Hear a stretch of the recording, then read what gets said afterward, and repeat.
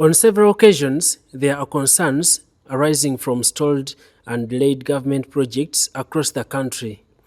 This is attributed to lack of funds despite Parliament going ahead to allocate the required resources. The most affected sector is the road construction and rehabilitation projects. And now our second priority is completing those projects, the tarmacs. You have seen the tarmac road, it takes 4 years, 6 years not finished. Even they abandoned the projects. We have seen the Mubende Mitiana. So to finish those roads which have not yet been finished. For example, the Mubende Mitiana, you have seen it. The Mutukura Road, you have seen it. You have seen the Jinja Express Highway. It should have come as soon as yesterday. After the vetting by Parliament, the Minister Designate for Finance, Planning and Economic Development, Henry Musasizi, has a solution. Depend on availability of cash. Sometimes there is a budget, but we fail to raise adequate resources. Also, prioritization and the planning. We want to strengthen the program-based budgeting so that by the time an item gets into the budget, it is speaking to the plan, it is speaking to the manifesto, and also the resources are available. So, the respective government ministries, departments, and agencies are under caution. You don't just do a budget and you don't identify or indicate where the resources are going to come from to finance the budget. So it is the budget and also the source of financing must move together. But there is a bigger issue. What is this money going to do? That is where the issue of the idea of value for money comes in. We must make sure that funds provided or spent have achieved the desired outcomes. Budget indiscipline needs address. In this regard also, we shall ensure timely audit, especially value for money audits, because we want to see the projects of government moving.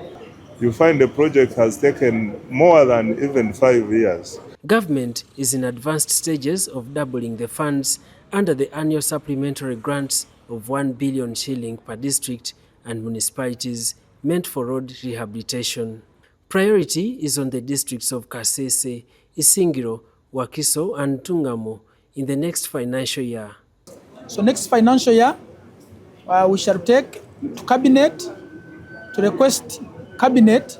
We advise Cabinet that there are some districts where the 1 billion is not enough. The incoming Minister for Works and Transport, Fred Byamukama, warns against corruption where contractors of various projects delay. Regardless, we are going to increase this money, the 1 billion. And at the same time, we have increased the money for road fund. But there are also district officers that are corrupt. You find the chairman of C5 has connived with the cow, has connived with the district engineer.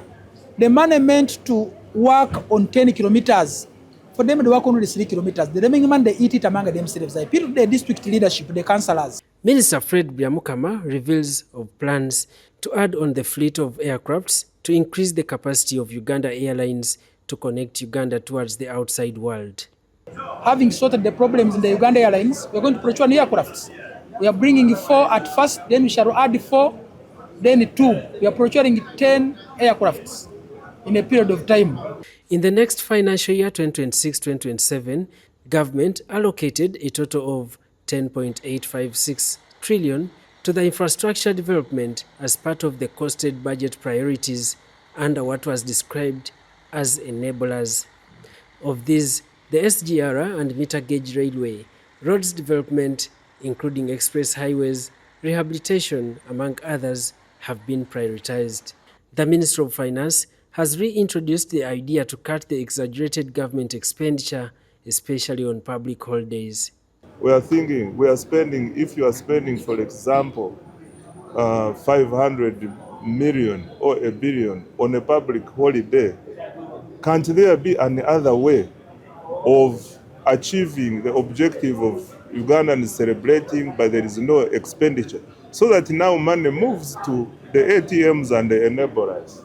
Most ministers who were vetted on day one by the Parliamentary Appointments Committee have pledged to implement the NRM manifesto to ensure value for money.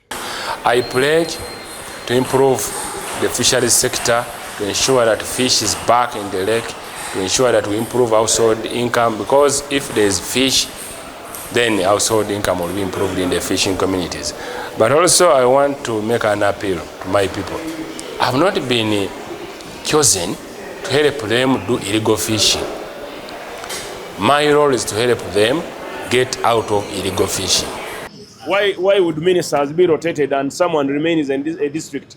So we need now to rotate, like people appointed by the Service Commission in Masindi, of course with improvement of the Local Government Act, to rotate them to the nearby district. Every 3 years we should rotate these workers so that we remove the network of thieves, people who have been stealing government money. My focus now will focus on following up, guiding, training our local government officers. Daniel Mugoya, UBC News.